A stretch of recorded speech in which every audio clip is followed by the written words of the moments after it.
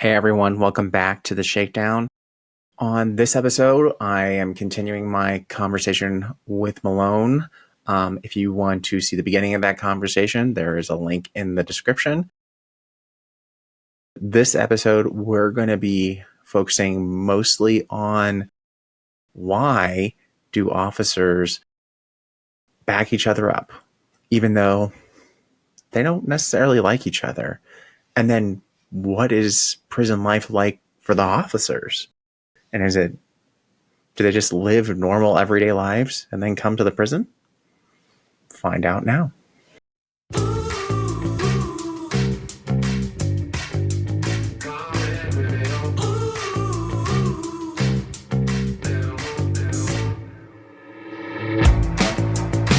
All right. So another thing that we wanted to talk that we were talking about is that something that is something that a lot of people wouldn't understand unless they've been locked up or they've been on the other side of this is when police, or really for our personal experience, we've seen this with prison officers where they all just line up and then they defend each other, even though a lot of times they'll stab each other in the back, or they'll do it like they have this weird familial like hatred of each other a lot of time. But then when something goes wrong, they'll all just back each other up.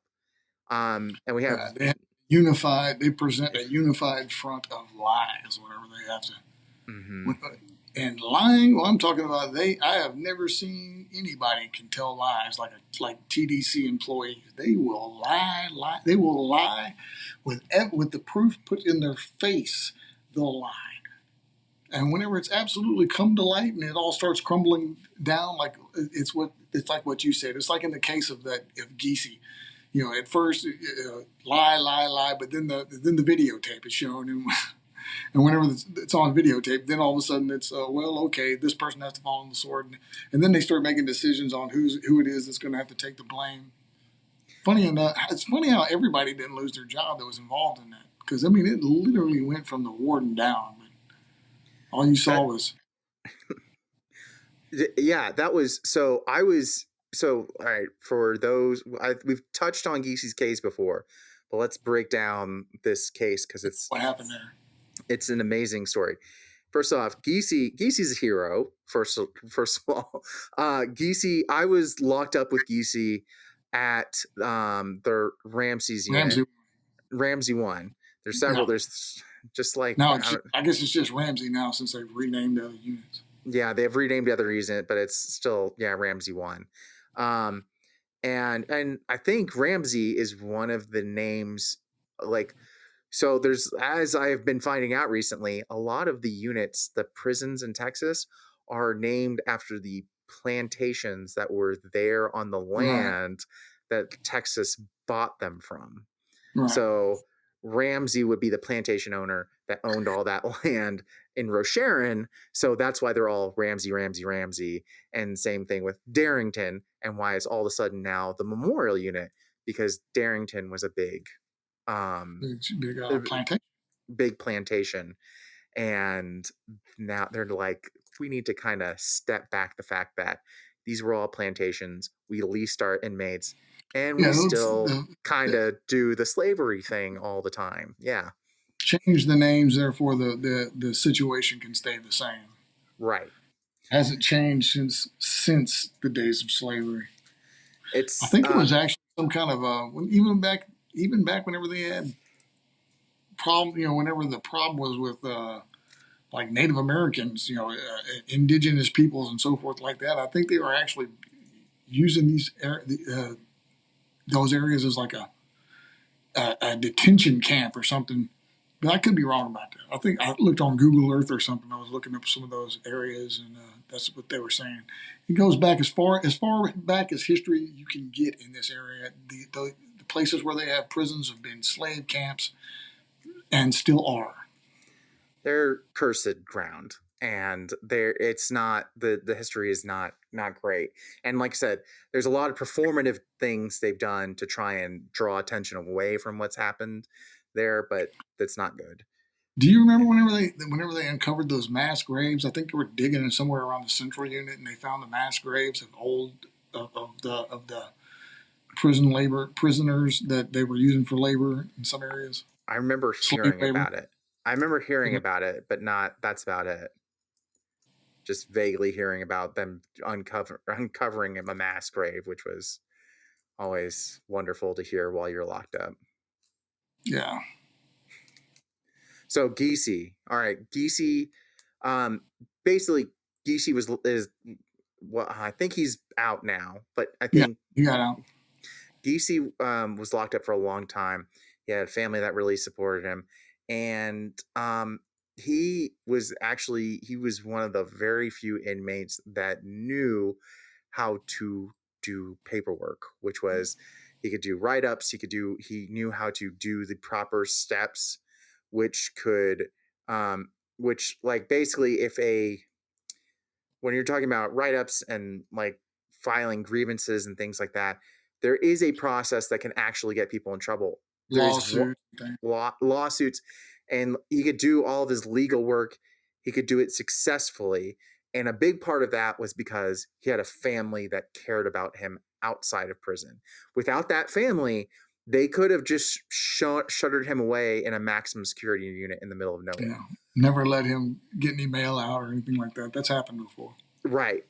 So they sent him to Ramsey One, um, and he was there for a while, and he had written up the field squads recently.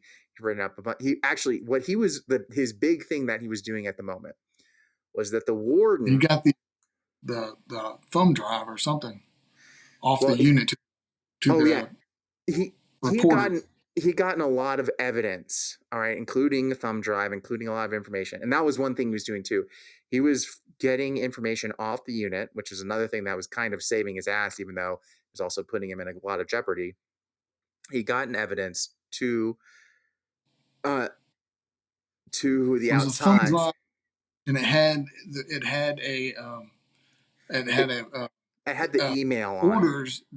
Email, but it had orders on it What? for the Well, night shift lieutenant for the case quotas. it's the case. So the case quotas.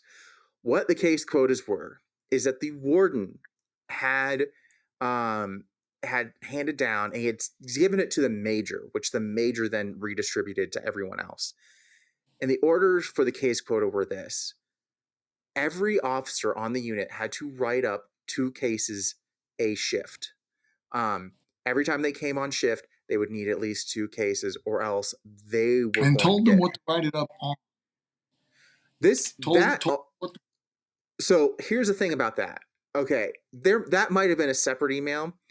I will say this. So Geesey had a connection in the furniture factory, which is where I worked. That yeah. connection in the furniture factory made copies of the things of that email and a lot of other things that were on um, that Geesey would post up about the quotas. They would make copies. He would distribute them across the unit, all the copies across the unit, and then in every cell block, they would tape up the email. So I saw the email before I really understood what it was about. Like I was thinking when they taped up that email, I thought it was like they were showing the inmates that this was an official order now. Just like when they say this is Yeah, this has just like an come down from inter Hunt's. office communication type of thing. Right. Like it looked like it was on the same board that had like interoffice communications from Huntsville saying, now inmates are allowed to have beard passes. That same level of communication, that's where this was next to. And in our cell blocks, it did not have the thing about uh, on that email, it had specifically that they had to give 2 quotas. Did not say what they had to write it on, but I will say the ones that there were very specific ones that were very easy to write up. So it was very easy to write up stuff out of place in the bunk, or there were Yeah. certain ones that were very easy to write up. Plus, out of place was a very easy one to write up. Weren't they all something, like that minor, Yeah. Be, what do you call those things, those cases, they're uh, out of compliance cases? They were out all of like minor yeah, compliance cases. out of compliance cases for those listening and no time. Out of compliance were like you had certain rules for upkeep for your cell. All right. And there was certain rules because you had to keep all of your everything that you owned had to be put away. There were certain things that could Yeah. be visible and certain things could be not. At one point in Ramsey 1, they tried to make it so that nothing could be visible, which was impossible because you had a box that was this big. Is this Yeah. big? I'd be this big, this deep. It's every all of your earthly possessions. This big, this big, this big. Not possible. I was in college and I had textbooks. I had to find ways to hide those constantly. And the worst part, the way I had to hide them on the ground. Ramsey 1 had the worst roach problem ever. And if you've never seen what roaches do to textbooks, oh, it's horrifying. It's I know. horrifying. Even worse, what they do to radios. But that's we'll try and let the listeners not have nightmares at this point. But um, anyway, so they had these out of compliance or the case quotas. Officers writing 2 cases a day, which means people were getting cases nonstop. This also meant so meant that there were some officers that were all about it. They're like, we're gonna write up. People were noticing that they were getting write ups, and then also they'd have to go to the sergeants and all that kind of stuff. And the sergeant, like depending on the sergeant you got, he would just throw them out. He would just be doing people like entire groups would be going up there, and he would just be mass throwing out cases because there would be too many cases coming to him. He couldn't handle it because you're not the cases. The cases are supposed to like kind of keep inmates in line. They're like a What is a case? What is explain what a case okay. is. I so I'll put it this way: you you're locked up, all right, um, and you punch someone in the face. That's clearly wrong, but you're locked up and you punch them in the face. So what can you do? What can the officers do if you punch someone in the face? They can write you a case. If they write you a case, and then they go, and then So a once case they is like a document, right? it's like a document. Just like if they arrest you, A you file. haven't right. They haven't officially the charges haven't officially gone through as soon as you get arrested. They have to go through a process, and then once you complete the process, if the charge goes through, then you go to prison or you go to jail or whatever. But the same thing with a case. Case has a process it goes through, and then if the charges go through, you might lose your custody level. You might go down to medium custody, or you might go down to all the way to ad seg. Though if it's really bad, they might just pull you off to ad seg right away. Um, and if it's let's say an ad seg is solitary confinement for those of you who don't know, and then if or let's say you do something like all right, you're stealing from other inmates, well, or something like that, it's a major case. They're going to put it, it's going to show up on your record when you come up for parole, being like, see, this guy is not the ideal room inmate. If your case is within a certain period of time or proximity to parole, it probably just precludes you from even. I mean, Yeah, it's not yeah, going to stop coming up for parole, but you're pretty much assured not to make it. yeah, you're assured you're not going to make it. And if you're it's also going to eliminate your privileges. So let's say it's Friday. The visitation is coming up on the weekend. You've got to visit on the weekend. And your family's coming and someone else punches you in the face. Well, now you're both coming up and you might both lose your visitation privileges. Like it's you because now you've been in the middle of a conflict. But Eh, basically, I mean, yeah. okay, how do they? Okay, so you find someone, one of these guards writes you, takes one of these documents out, this case document, and it fills it out with the information of the offense, the date and time, and who you are, and where you live, what your housing is and all this type of stuff, and then puts in the disciplinary code, the code in there that he's saying that you violated, and then he adds some personal details.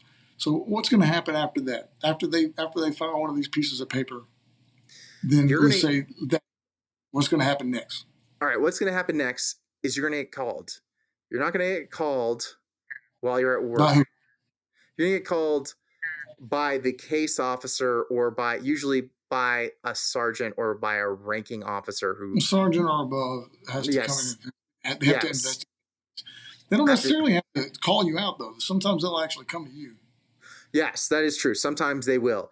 Usually it's not like that. Usually I will tell you every time I've It'll be had a like case, a call out in the evening or something, whenever and it's going to be when you so either one at like 4 a.m.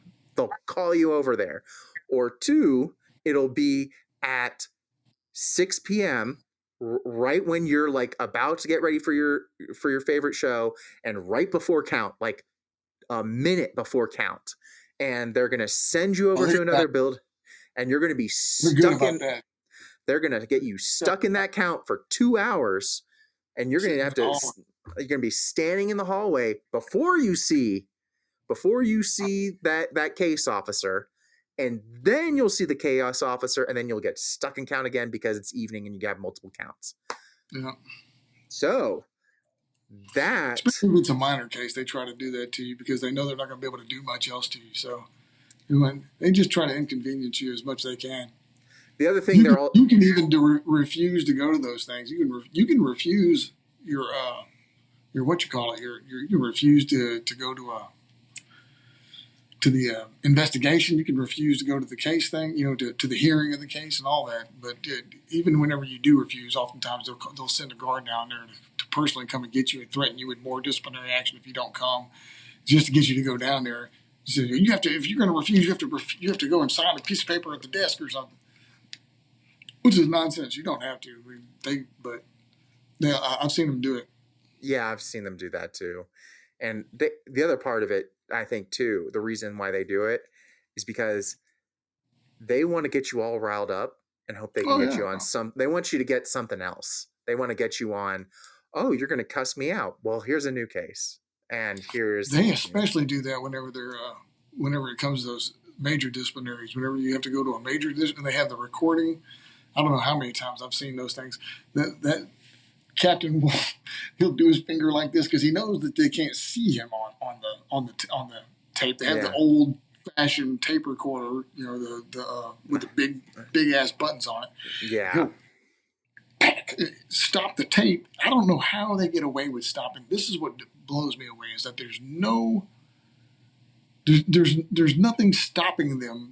There's no what do they call that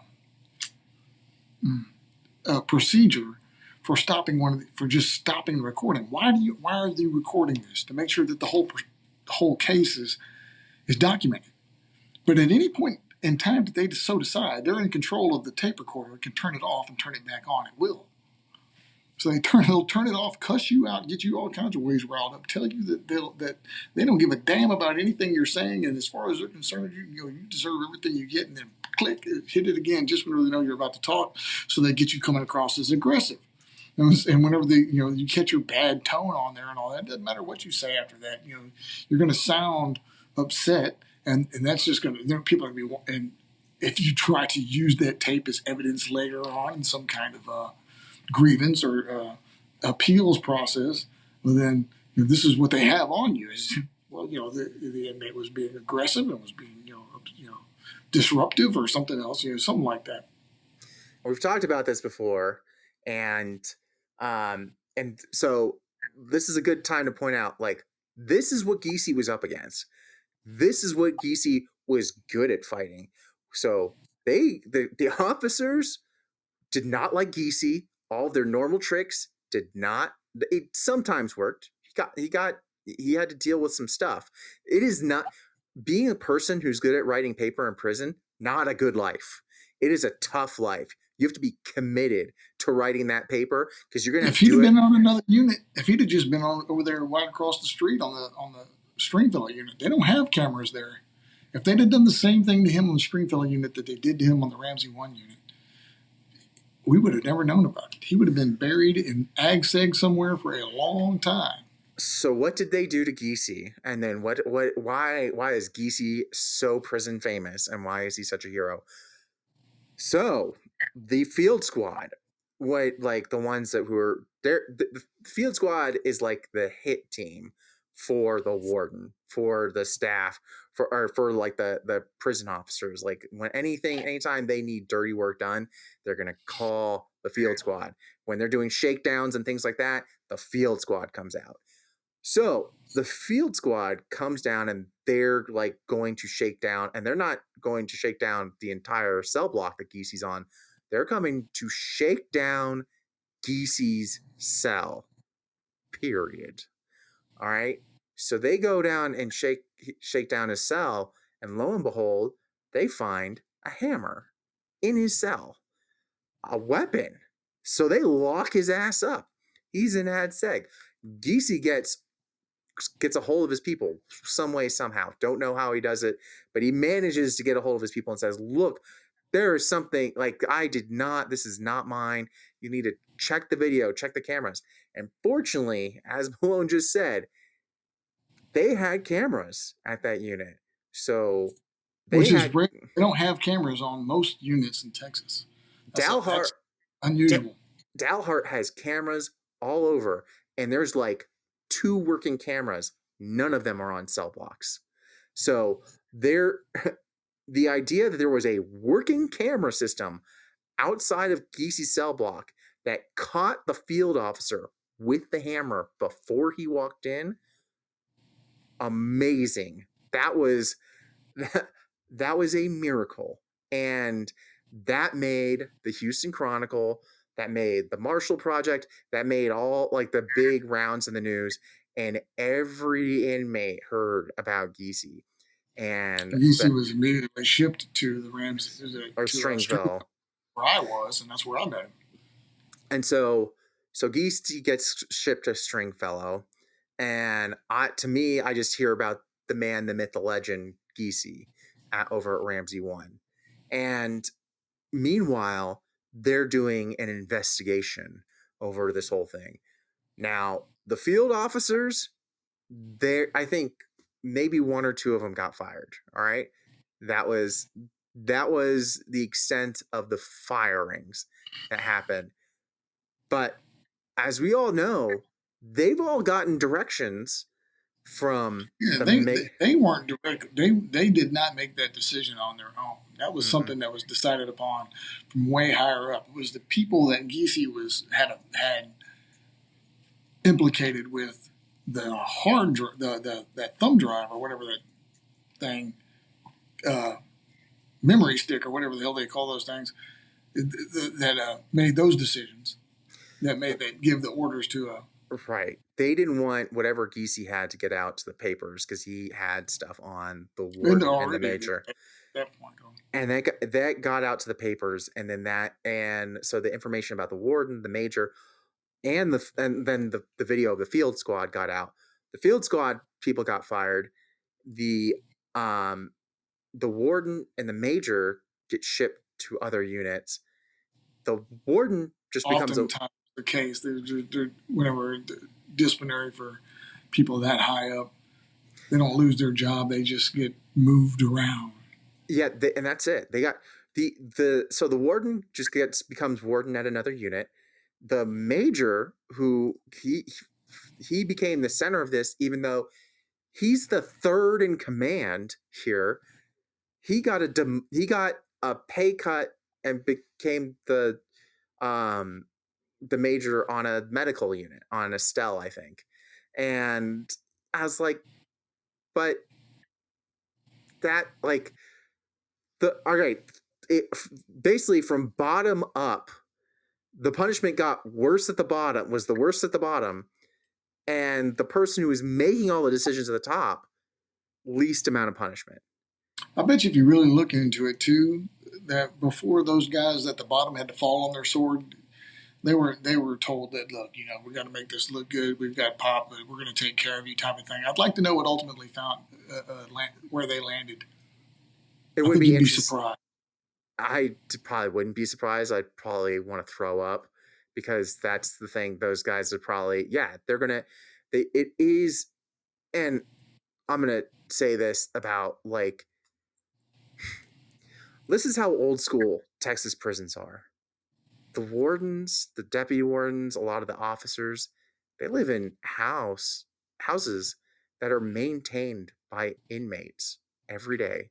They The clean inmates that wash their clothes, that wash their cars, that mow their lawns, that clean their pools.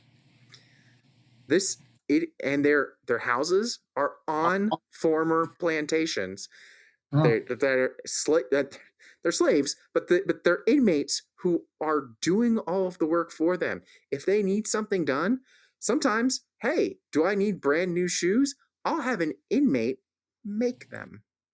They will do all, like, do I need carpenter, do I want a brand new table? They'll have an inmate in the craft shop make them go in there and make them a fancy table. They've come to me. Does my daughter needs my daughter? Oh, I've had a warden come to me while I was in the craft shop. My daughter is in the Girl Scouts. We have a Girl Scout parade coming up, and we need a sign. I had to airbrush their sign for them. I had to make a Girl Scout sign to be hauled behind the back of a pickup truck. Oh, so close. Next week, you're going to hear these awesome stories that we've been building up to for these last 2 episodes. So really come in and stay tuned. There, look, it took me an hour to get Malone to like spill his guts on these stories. So, they're good. They're really good. I promise. I even tell a crazy story, and I yell at a freaking not a preacher, but anyway, it doesn't matter. Come back, watch the episodes. If you're new, welcome, subscribe, like, do the things. And yeah, check out our Patreon, check out our store. Yeah, help support us. Check out the graphic novel. There's still a few first edition copies you can buy. Get one of those. Anyway, thank you for coming. Next episode, there will be stories, there'll be intrigue, interest, stuff coming soon. All right. Thank you. Bye. You can find Shakedown merch, graphic novels, and other projects at waywordpress.com. That's WAYWORD press.com. If you would like to support The Shakedown, get exclusive content, and watch episodes live, you can support us at patreon.com/theshakedown. Like, subscribe, and leave a comment to give Malone that inner peace he so richly deserves.